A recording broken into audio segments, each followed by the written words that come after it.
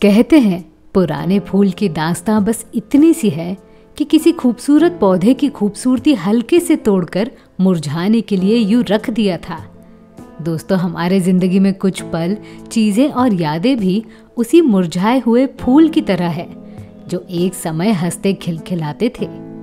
पर समय को ना कोई रोक सकता है और ना ही कोई पीछे जाकर उसका आनंद उठा सकता है।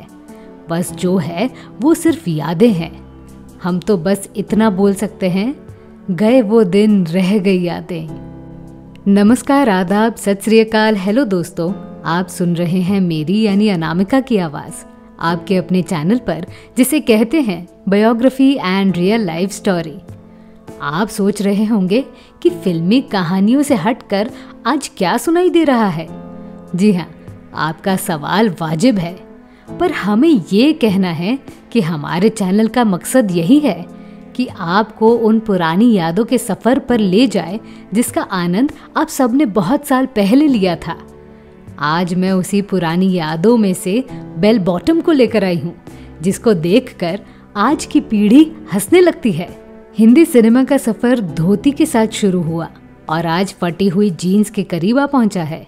दिलीप कुमार, देव आनंद, सुनील दत्त, राज कपूर जैसे विंटेज सुपरस्टार कलाकारों ने धोती पहनकर भारतीय परंपरा को पर्दे पर रंगीन कर दिया। उससे भी पहले मोतीलाल, याकूब और हीरा लाल जैसे कलाकारों ने सूट बूट और गोलाकार हैट पहनकर 40 का दशक मशहूर कर दिया था। वैसे गोलाकार हैट की फैशन मोतीलाल साहब ने ही शुरू की थी। दुर्भाग्य से उनके बाद ये फैशन मिट गया। हिंदी सिनेमा का स्वर्ण युग शुरू हुआ तब महान एक्टर सुनील दत्त साहब ने धोती पहनने का ठेका उठा लिया था। सुनील दत्त साहब के बाद राजेंद्र कुमार ने भी अपनी फिल्मों में धोती पहनी थी। हमारे हिसाब से राजेंद्र कुमार ने ज्यादातर गोल्डन जुबली फिल्मों में धोती पहनी है। अगर हम गलत हैं तो कमेंट बॉक्स में जरूर बताएं। वैसे ये कहना भी गलत हो जाएगा कि उन लोगों ने धोती के अलावा कुछ पहना नहीं था। असलियत में उन्होंने नैरो पैंट से लेकर जीन्स तक सभी प्रकार के कपड़े फिल्मों में पहने हैं, पर यह निश्चित था कि उनकी प्राथमिकता धोती होती थी। स्वर्ण युग के बाद राजेश खन्ना और अमिताभ बच्चन के कारण फिल्मी फैशन आम लोगों के जीवन में घुस गया। हर घर में एक हाथ बेल बॉटम पहनने वाला इंसान दिख ही जाता था। पर यह बदलाव कैसे आया? दरअसल फैशन में बदलाव आया ही नहीं। पहले के जमाने में फिल्में ब्लैक एंड व्हाइट में होती थी। कलर सिनेमा आया तब चीजों को सुंदर दिखाने के लिए विचार शुरू हुआ। इसी विचार के कारण बेल बॉटम का जन्म हुआ। अब आप ये मत सोचिए कि बेल बॉटम की खोज हिंदुस्तानियों ने की है। वे सभी फैशन यूरोप और हॉलीवुड की देन थी। पर हिंदुस्तान की आम जनता को बेल बॉटम की लत लगाने के पीछे हिंदी सिनेमा था। अब इन सब में साउथ इंडियन सिनेमा भी कुछ पीछे नहीं था। हमने ये विषय सिर्फ बेल बॉटम और नैरो पैंट तक सीमित रखा है। कमीज की बात करने लगेंगे तो विषय बिखर जाएगा। साथ ही गले की चेन से लेकर काउबॉय जैसे बेल्ट पर चर्चा की जाए तो विनोद मेहरा और फिरोज खान इस विषय में सबसे आगे रहेंगे। विनोद मेहरा के कारण शॉर्ट स्लीव वाले शर्ट की चांदी हो गई थी। हर कोई शॉर्ट स्लीव वाले शर्ट पहनने लगा था और उसी शर्ट के 3 बटन खुले रखकर सोने की चेन दिखाने की परंपरा भी विनोद मेहरा ने शुरू की है। इस विषय में अगर हम गलत हैं तो आप कमेंट बॉक्स में सही जानकारी दे सकते हैं। चलो अपने मुख्य विषय पर आते हैं। एंग्री यंग मैन के जमाने में 3 प्रकार की पैंट दिखाई देती थी।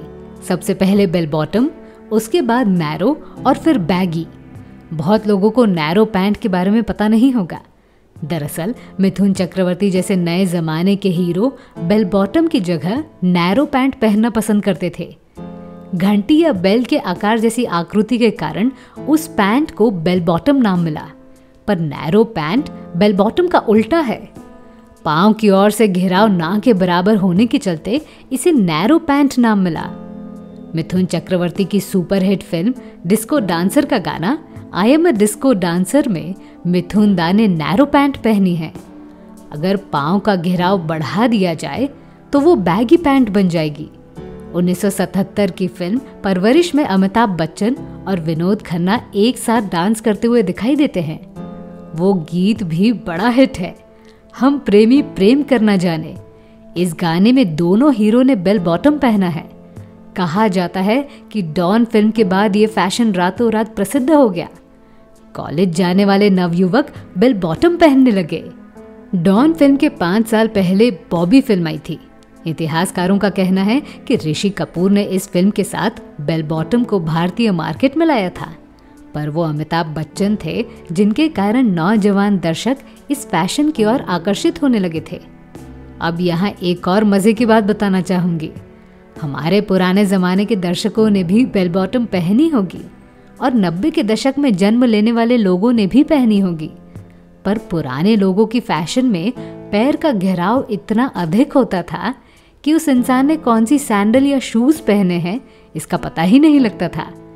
70 के ज़माने के नौजवान लोगों की बात ही कुछ ऐसी थी कि उसकी बराबरी 90 के दशक के नौजवान कर नहीं पाए, क्योंकि जिस घेराव की बात हम कर रहे हैं वो धीरे धीरे कम होती चली गई और बेल बॉटम का ज़माना खत्म हो गया। आज का नवयुवक बेल बॉटम पहने हुए लोगों की तस्वीरें देखकर हंसने लगेगा, पर उस वक्त इस फैशन की क्रेज बहुत खतरनाक स्तर पर प्रसिद्ध थी। बेल बॉटम और जीन्स का मिश्रण करके नए प्रकार का फैशन 90 के बाद शुरू हुआ और साल 2010 तक इसकी क्रेज थी। उसके बाद नैरो जीन्स पैंट ने सभी फैशन की जगह ले ली। 70 और 80 के ज़माने में जो लोग टाई पहनते थे उन पर बेल बॉटम या नैरो पैंट नहीं जचती थी, इसीलिए वे बैगी पैंट पहनते थे। आज भी कुछ लोग इस प्रकार की पैंट पहनते हैं। अपने ज़माने के जंपिंग जैक जितेंद्र भी फैशन में कुछ पीछे नहीं थे। वे तो पूरे सफ़ेद कलर के कपड़े पहनते थे। ढल गया दिन हो गई शाम इस गाने में जितेंद्र ने कुछ ज़्यादा ही फिट पैंट पहन ली थी। उनको देखकर नौजवान लड़के भी उतनी फिट पैंट पहनने लगे, पर उनके मन में ये डर रहता था कि कहीं उनकी पैंट फट ना जाए। अगर आपने भी ऐसी पैंट पहनी थी तो हमें ज़रूर बताएं।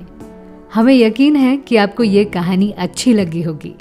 अगर आपकी यादें भी बेल बॉटम से जुड़ी हुई हैं तो कमेंट करके ज़रूर बताएं। हमारे चैनल को सब्सक्राइब करके हमें प्रोत्साहित करना ना भूलें। धन्यवाद। तो मैं थी आपकी अनामिका। मेरी सुनाई हुई कहानी आपको कैसी लगी ये हमें कमेंट सेक्शन में ज़रूर बताइएगा और हमारे channel biography and real life stories को सब्सक्राइब करना न भूलें। नमस्कार।